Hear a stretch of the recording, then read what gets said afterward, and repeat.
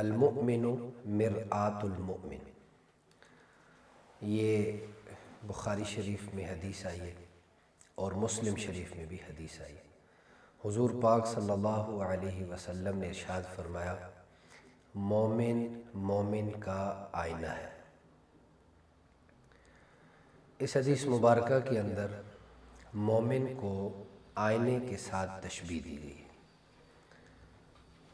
کہ جیسے آدمی اپنا چہرہ آئینے میں دیکھتا ہے تو آئینہ اسے عیب بتا دیتا ہے کہ تمہارے چہرے پر کوئی چیز لگی ہوئی ہے یا کوئی نشان ہے، تو وہ آدمی اس کو صاف کر لیتا ہے۔ حضور پاک صلی اللہ علیہ وسلم کو اللہ تعالیٰ نے جوامع الکلم بنایا۔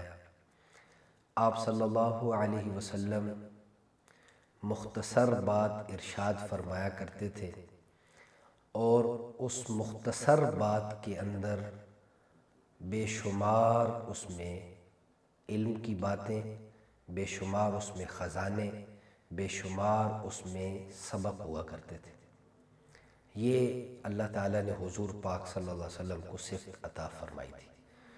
تو یہ حدیث مبارکہ، یہ چھوٹی سی حدیث ہے، 3 الفاظ ہیں اس کے اندر، لیکن اس کے اندر بھی ہمارے لیے بے شمار سبق ہیں۔ ان میں سے ایک سبق یہ ہے کہ مومن مومن کا آئینہ ہے، کہ جس طرح آئینہ مومن کو، جو آدمی اس کے اندر اپنا چہرہ دیکھتا ہے تو عیب بتا دیتا ہے، شور شرابہ نہیں کرتا، اسی طرح مومن کو چاہیے کہ اگر کسی کے اندر کوئی عیب دیکھے تو بغیر شور مچائے، بغیر کسی اور کو بتائے، اس کو علیحدگی کے اندر اس کو وہ عیب بتا دے۔ ایک تو اس کے اندر یہ سبق ہے۔ اگر وہ عیب اور لوگوں کو بتاتا پھرے تو اس سے شریعت نے منع کیا ہے، جس کا عیب ہے اسے بتائے۔ اور حضور پاک صلی اللہ علیہ وسلم بھی جب کوئی اس قسم کی خرابی دیکھتے تھے تو آپ صلی اللہ علیہ وسلم کی بھی یہ عادت مبارکہ ہوتی تھی کہ بھری مجلس کے اندر کسی کا عیب نہیں بتاتے تھے۔ یا تو آپ صلی اللہ علیہ وسلم اجتماعی طور پر بات ارشاد فرما دیا کرتے تھے کہ ہمیں کیا ہو گیا، ہم میں یہ خرابیاں آ گئیں، تو کسی ایک کی طرف عیب کسی ایک کی طرف نہیں کیا کرتے تھے، بلکہ اجتماعی طور پر آپ صلی اللہ علیہ وسلم بتا دیا کرتے تھے۔ اور آپ صلی اللہ علیہ وسلم کے بتانے کا جو انداز بھی ہوتا تھا وہ نرمی والا ہوتا تھا۔ تو آدمی کسی کو عیب بتائے تو وہ عیب علیحدگی کے اندر بتائے، اور صرف جس کے اندر عیب ہے اس کو بتائے، اور اس کی نفرت بھی دل کے اندر نہ ہو کہ یہ اس کے اندر عیب ہے۔ اللہ تعالیٰ نے انبیاء علیہ السلام کو معصوم بنایا ہے، باقی ہر کسی سے گناہ ہو سکتا، تو جس کا عیب ہے اس کو الگ طور پر آدمی بتا دے۔ حدیث شریف کا ایک تو اس کا یہ مطلب ہے۔ حضور پاک صلی اللہ علیہ وسلم کے بتانے کا بڑا خوبصورت انداز ہوتا تھا، جیسے حدیث شریف میں واقعہ آتا ہے کہ آپ صلی اللہ علیہ وسلم مسجد میں تشریف فرما تھے، صحابہ کرام رضوان اللہ تعالی علیہ مجمعین بھی تشریف فرما تھے۔ ایک شخص مسجد میں داخل ہوا اور اس نے مسجد میں پیشاب کرنا شروع کر دیا، تو صحابہ اس کی طرف دوڑے تاکہ اسے پکڑے۔ آپ صلی اللہ علیہ وسلم نے صحابہ کرام رضوان اللہ تعالی علیہ مجمعین سے فرمایا کہ تم بیٹھ جاؤ۔ وہ جب پیشاب سے فارغ ہوا تو پھر حضور پاک صلی اللہ علیہ وسلم نے اسے بلایا اور اس سے ارشاد فرمایا کہ دیکھو، یہ جو مسجدیں ہیں یہ اللہ کے گھر ہیں، یہ مسلمانوں کی عبادت گاہیں ہیں، اور یہ پیشاب کرنے کی جگہ نہیں ہے، تو حضور پاک صلی اللہ علیہ وسلم نے اتنے خوبصورت انداز میں اس کو سمجھایا کہ بعد میں وہی آدمی کلمہ پڑھ کے مسلمان ہو گیا۔ تو ایک حدیث سے ہمیں یہ سبق ملتا ہے۔ دوسرا اس میں یہ سبق بھی ہے کہ اپنے سے چھوٹے کو سمجھا رہا ہے، اس کے سمجھانے کا الگ انداز ہے، اور اپنے سے کسی بڑے کو کوئی عیب بتا رہا ہے تو وہ عیب بتانے کا الگ انداز ہے۔ آداب کا خیال رکھنا چاہیے۔ چھوٹے کو بتا رہا ہے تو شفقت والا معاملہ ہو، بڑے کو بتا رہا ہے تو ادب والا معاملہ ہو۔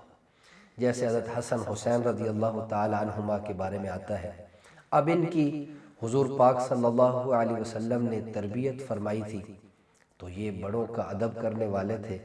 تو ایک مرتبہ دریائے فرات کے کنارے بڑی عمر کا آدمی وضو کر رہا تھا، تو وہ وضو صحیح طریقے سے نہیں کر رہا تھا۔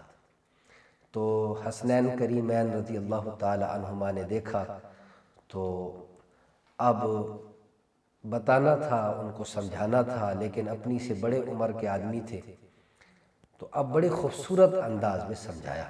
جب وضو سے وہ فارغ ہو گئے تو حضرت حسن حضرت حسین رضی اللہ تعالی عنہما نے ان سے ارشاد فرمایا کہ بابا جی آپ ہمیں دیکھیے، ہم آپ کے سامنے وضو کرتے ہیں، آپ ہمیں بتائیں کہ ہمارا وضو صحیح ہے یا غلط۔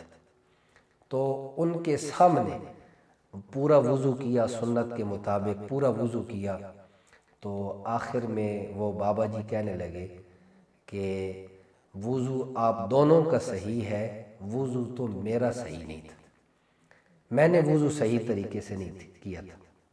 تو اس سے ہمیں یہ سبق ملتا ہے، اور اس سے ایک سبق یہ بھی ملتا ہے اس حدیث شریف سے کہ آدمی اپنے آپ کوئی ایسا سنوارے، اپنے آپ کوئی ایسا شریعت کے مطابق ڈھال لے کہ بولنا، سوچنا، سننا، اخلاق، معاملات، معاشرت، اپنی ساری زندگی ایسی خوبصورت بنا لے، دوسروں کے ساتھ اچھے انداز میں پیش آئے کہ وہ لوگ اس کو دیکھ کر سیدھے راستے پر آ جائیں کہ یار اس کی کتنی پیاری صفات ہے، اس کی کتنی پیاری صفات ہے، وہ بولتا ہے تو نرم لہجے میں بولتا ہے، وہ کبھی جھوٹ نہیں بولتا، وہ کبھی کسی کا دل نہیں دکھاتا، وہ ہر کسی کے کام آتا ہے، وہ غریبوں کی مدد کرتا ہے، یتیموں کے سر پہ ہاتھ رکھتا ہے، بیوہ عورتوں کے سودا سلف لے کر آتا ہے۔ تو ایسی صفات اپنائے تاکہ دوسرے دیکھ کر وہ بھی اچھی صفات کو اپنانے والے بن جائیں۔ المؤمن مرآت المؤمن، مومن کے لیے آئینہ ہے، اس کا ایک مطلب یہ بھی ہے۔